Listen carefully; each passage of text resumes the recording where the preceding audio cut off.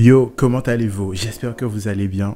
Comme vous le savez, l'heure est au déconfinement, donc chacun d'entre nous va forcément sortir de chez soi pour piquer une tête soit à la plage, soit à la rivière. C'est ces eaux qui nous font du bien, mais c'est là que j'interviens pour vous proposer une nouvelle eau dans laquelle nous allons plonger. Cette eau, qu'est-ce qu'elle a d'avantageux? C'est que quand on y plonge, plus on y plonge encore, plus les choses deviennent claires. Et là, tu es en train de te demander, vous êtes tous en train de vous demander de quoi je parle. Eh bien, pour cela, il suffit de me suivre. On va encore une fois parler de Japanimation, on va parler de ID Invaded. Alors, niveau contexte, pour vous expliquer ça simplement, je dirais qu'un seul mot. Inception. Et en vous disant ça, je vous ai tout dit. Non. Mais là, je me dis, je suis un être généreux. Non. Et plein de bonne volonté. Je vais donc vous donner plus de choses à vous mettre sur la dent. C'est cadeau, c'est la maison qui offre. Niveau contexte, on se retrouve dans une société pas si éloignée de la nôtre, si ce n'est niveau technologique. On va retrouver une entreprise qui s'appelle la Kura, qui a pour vocation d'enquêter et d'appréhender des tueurs en série. Mais là où ça devient intéressant, c'est dans leur méthodologie. Comment s'y prennent-ils? Étape 1, avoir un petit appareil qui détecte les pensées meurtrières d'un criminel laissé sur une scène de crime. Étape 2, récupérer ces pensées et les introduire dans toute une machinerie, toute une informatique pour modéliser ses pensées dans un monde. Étape 3, avoir un criminel sous la main avec le profil d'un tueur en série.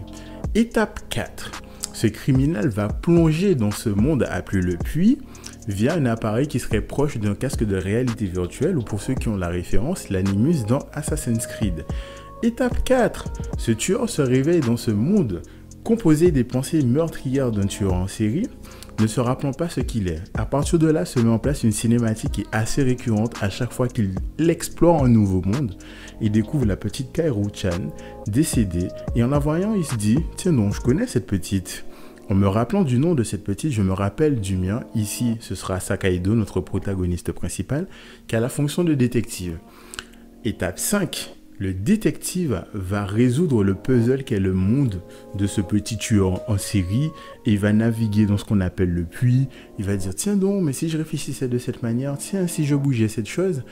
Et là, vous allez me dire, mais à quoi ça sert? C'est là qu'intervient en étape 6 la deuxième équipe qui est en mode un peu monotaurine. Tu vois ce que je veux dire ou pas? C'est-à-dire qu'ils vont regarder le détective résoudre ces petits puzzles, récupérer des informations factuelles, des photos, des séries de chiffres, des numéros, interpréter ces informations.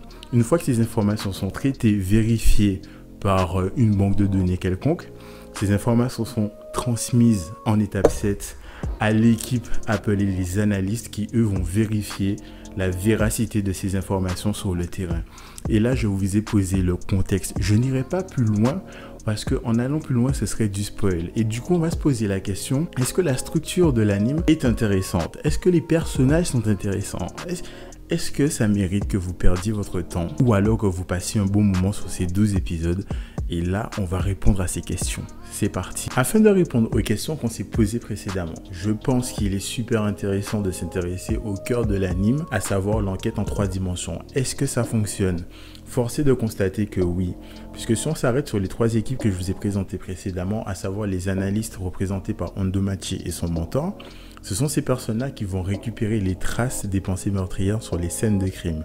Ces pensées seront alors transmises à l'équipe de Monotaurine dont le chef est Momoki.